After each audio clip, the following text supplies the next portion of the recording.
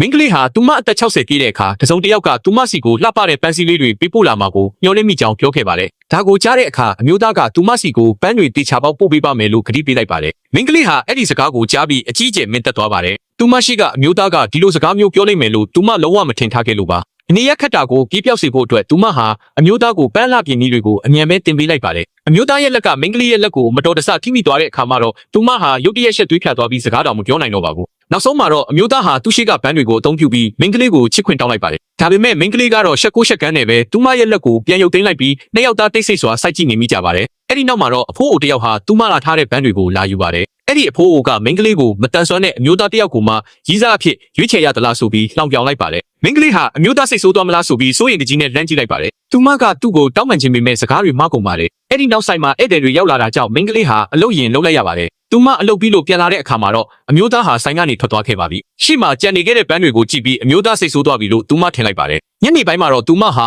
အမျိုးသားစီကိုတောင်းပန်စာပို့လိုက်ပါတယ်။ဒါပေမဲ့အမျိုးသားကသူလုံးဝစိတ်မဆိုးပါဘူးလို့ပြန်စာပို့ပါတယ်။ဒါကြောင့်မင်းကလေးကမနက်ဖြန်နှစ်တစ်ကူအကြိုညမှာအတူတူဆင်နွှဲဖို့ချိန်လိုက်ပေမဲ့အမျိုးသားကညှင်းဆိုခဲ့ပါတယ်။နောက်တစ်နေ့မှာအမျိုးသားအပြင်ထွက်တဲ့အခါမိုးရွာနေတာကိုတွေ့ရပါတယ်။သူအိမ်ပြန်ဖို့ပြင်နေတော့မှပဲမတော်တဆမှုတစ်ခုဖြစ်ခဲ့ပါတယ်။အဲ့ဒီအချိန်မှာမင်းကလေးကရုတ်တရက်ပေါ်လာပြီးသူ့ရဲ့ဝီချဲကိုလာထိန်းပေးပါတယ်။ဒါဟာသူတို့ပထမဆုံးဆုံတွေ့ခဲ့တဲ့မိုးရွာတဲ့နေ့ကပုံစံအတိုင်းပါပဲ။အဲ့ဒီနောက်မင်းကလေးကအမျိုးသားကိုပန်းစည်းလေးတစ်စီးပေးလိုက်ပါတယ်။အမျိုးသားဟာအရန်ကိုအံ့ဩသွားပါတော့တယ်။အိမ်ပြန်ရောက်တဲ့အခါသူတို့နှစ်ယောက်ဟာဟော့ပေါ့အတူတူစားကြပါတယ်။မင်းကလေးကသူမရဲ့မိခင်ဟာသူမရဲ့အခြေအတွက်အရန်ဆိုးရည်နေမှန်းသိတာကြောင့်အမေစိတ်အေးသွားအောင်အတူတူတက်ပုံရိုက်ပေးဖို့အမျိုးသားကိုအကူအညီတောင်းပါတယ်။တက်ပုံရိုက်ခါနီးမှာအမျိုးသားကမင်းကလေးရဲ့လက်ကိုတင်းတင်းကြပ်ကြပ်ဆုပ်ကိုင်လိုက်ပါတယ်။မင်းကလေးရဲ့ရင်ခုန်တန်တွေဟာမြန်လာပြီးအရန်ကိုစိတ်လှုပ်ရှားသွားရပါတယ်။ဒါပေမဲ့အမျိုးသားကဒီလိုမှမင်းအမေစိတ်အေးမှာပေါ့လို့ပြောလိုက်ပါတယ်။တက်ပုံရိုက်ပြီးနောက်မှာတော့သူတို့နှစ်ယောက်ပျော်ပျော်ရွှင်ရွှင်ဟော့ပေါ့ဆက်စားကြပါတယ်။နောက်ပိုင်းမှာတော့အမျိုးသားဟာမင်းကလေးကိုသူ့ရဲ့အတန်သွင်းစတူဒီယိုစီခေါ်သွားပါတယ်။အဲ့ဒီမှာမင်းကလေးဟာသူဟာဝေးရပါမတန်ဆွမ်းသူမဟုတ်မှန်းသိလိုက်ရပါတယ်။အမျိုးသားကလွန်ခဲ့တဲ့3နှစ်ကကားအက်ဆီဒင့်ကြောင့်အခုလိုဖြစ်သွားရတာလို့ပြောပြပါတယ်။အမျိုးသားကမိုက်ခရိုဖုန်းရှိမှစကားပြောလိုက်တဲ့အခါမင်းကလေးဟာအကြီးအကျယ်အံ့ဩသွားပါတော့တယ်။ဘာလို့လဲဆိုတော့သူမဟာရေဒီယိုနားထောင်ရတာကိုအရန်ဝါသနာပါပြီးအဲ့ဒီထဲကအတန်ရှင်ကိုလည်း